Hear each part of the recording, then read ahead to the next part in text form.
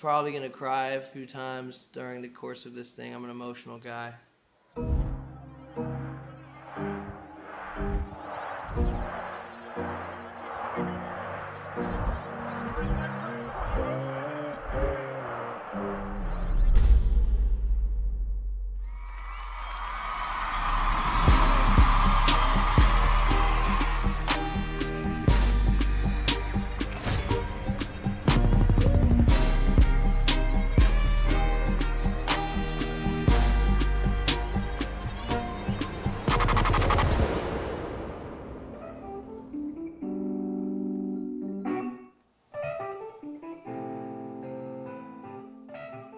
Funny though, because I always get the question of like, you're white.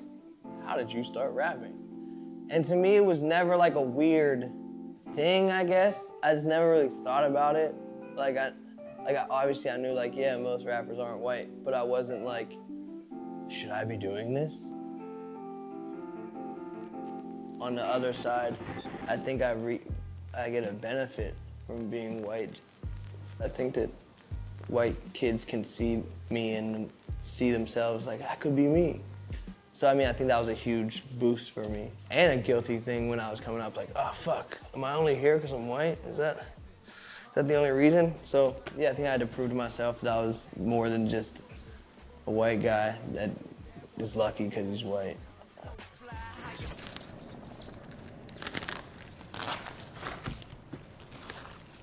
Damn, Mac Miller's super lonely in New York. Nobody lives with him. It's just him and his 2 cats. See, in my old days, I would hire someone for this, but I'm trying to get real life experiences. Drove my own U-Haul. Everyone's got to grow up sometime.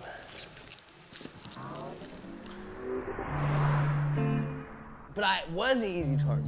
I admit that. Like, I don't know what changed it. I think I just got more conceptual with what I was doing. People just started maybe getting how real everything was to me, I'd say. I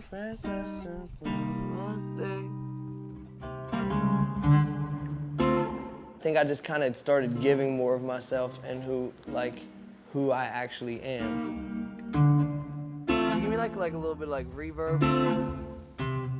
And I think it also became one of those things where like I got so much negativity that it almost became like, okay, there's no point to overly hate on this dude, let me actually see what he's doing.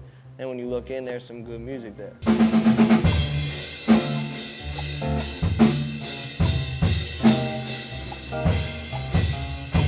You know what's wild is that I always have respect for my peers. It almost becomes like if the people you love fuck with me, maybe you might not be correct in your assumptions, you know?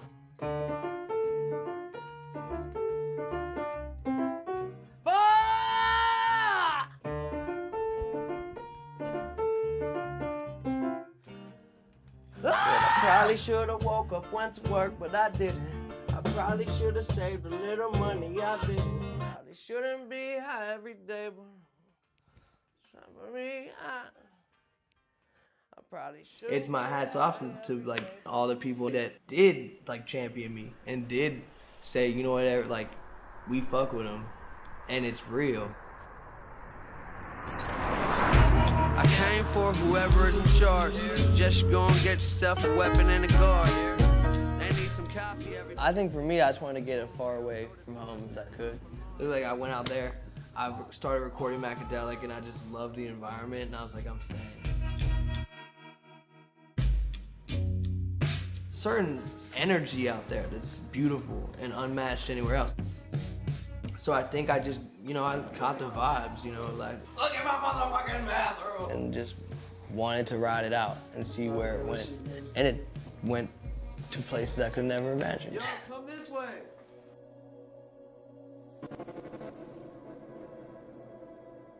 To have all that space is a pro and a con, depending how you look at it. But it's really just something within myself.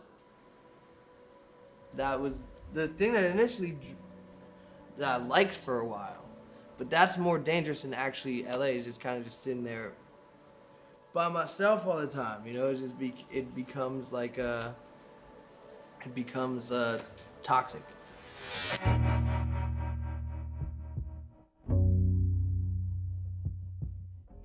It started by me just sitting inside all day, and then it's like, then you get bored.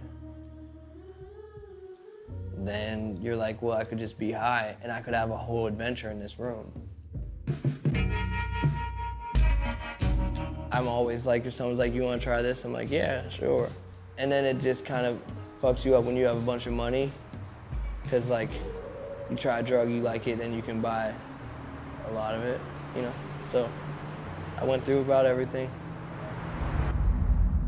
We clear up a couple of things here.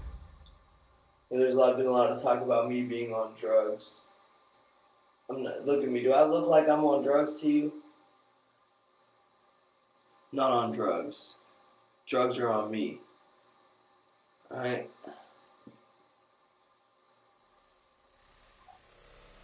That was a fucking quote. That was the quote. At one point, weed didn't relax me from everything. It made me more paranoid about all the shit happening, right? So like, I needed to get a drug that was a little more numbing, if you will, and less like in your head. So yeah, I think that's really what sparked me doing other drugs, is because I hate being sober. I wanted a drug to do.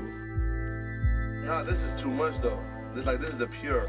Wait, no. It's not that I'm shit. saying that's how it cures the whole You're not listening to me. No, I know This is not even the one that you think is it. Yeah. This is the one That's it. that's really it. more than active. Listen to me. I'm your brother. This right here. I'll taste it. I'll let you know. You're gonna miss a couple of shows. No way. No way. This is perfect. It's mine. I'd rather be the corny white rapper than the drugged out mess who can't even get out of his house. Overdosing is just not cool. There's no legendary romance. You don't go down in history because you overdosed. You just die.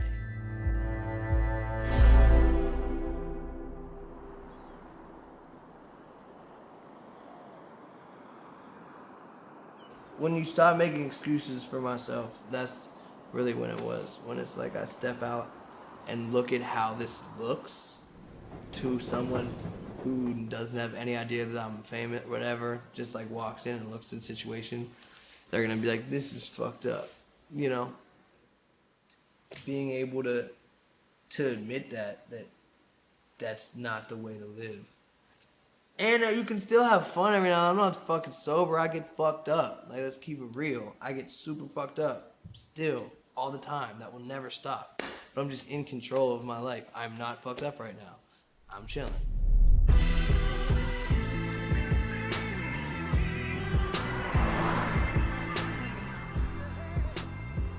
I spent a lot of time in Pittsburgh around that finishing the album, just like hanging out with my friends that I grew up with, and everyone, and going out and drinking and being around people I've known for a long time. And that just feels nice. It's great to drive around without GPS.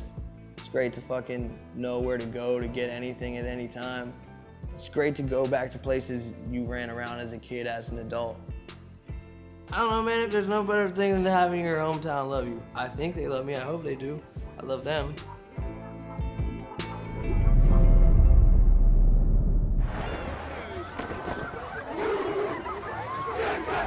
Please welcome international recording artist and Pittsburgh native, Mac Miller. Steelers Nation, wave those terrible towels.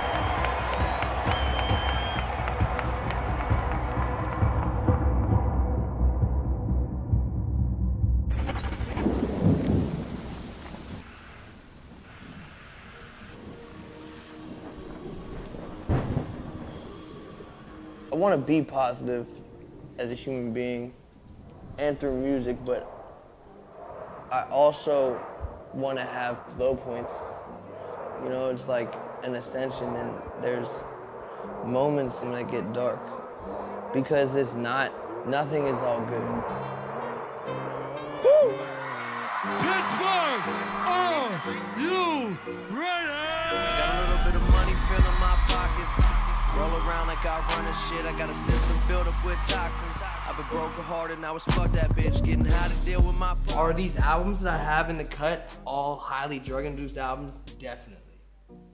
Are they great? Definitely.